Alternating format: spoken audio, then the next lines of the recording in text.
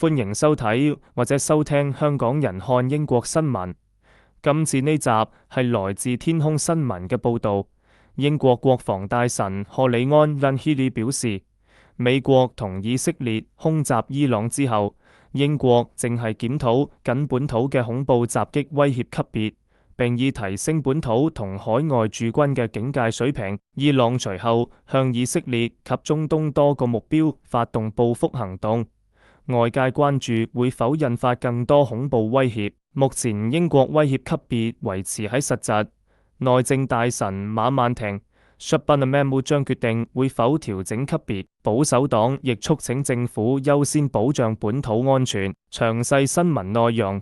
英國國防大臣賀里安表示，自從以色列同美國喺上星期六空襲伊朗之後，英國嘅恐怖襲擊威脅級別正係喺檢討之中。伊朗之後展開報復行動，向以色列、波斯灣一帶嘅美軍設施，以至中東多個城市發射導彈同無人機。外界擔心伊朗政權可能會用恐怖活動作為進一步報復手段。賀里安喺接受天空新聞訪問時直言，當一個政權喺中東地區廣泛攻擊，包括平民同軍事目標，加上佢哋部分代理人有能力代為行動，英國喺區內駐軍嘅保護措施已提升到最高水平，而本土警戒同警覺程度亦維持喺高位。目前英國嘅恐怖襲擊威脅級別係實質，即係有可能發生襲擊。呢個級別喺整個系統入面屬於中間，上面仲有嚴重同危急。英國自從2022年2月起一直維持實質級別。當年因為利物浦一間醫院外發生自殺式炸彈襲擊，威脅一度提升到嚴重，之後再調低。賀里安又透露，有2枚導彈由伊朗射向塞浦路斯，當地有英國皇家空軍基地。不過佢同塞浦路斯總統都認為，英軍位於當地嘅基地唔係目標。當時塞浦路斯對開海域有2個美國航空母艦戰鬥群。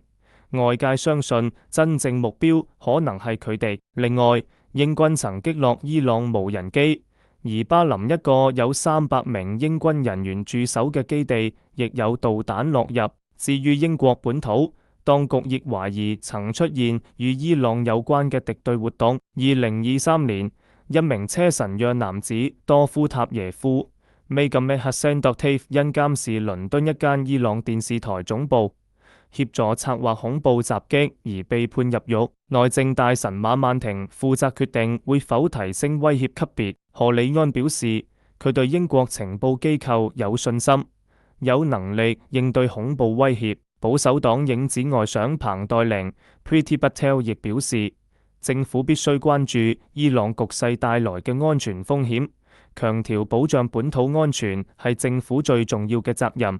相信當局會全面檢視威脅級別同相關安全影響。呢集講到呢度先，多謝大家收聽或者收睇，我哋下集再見。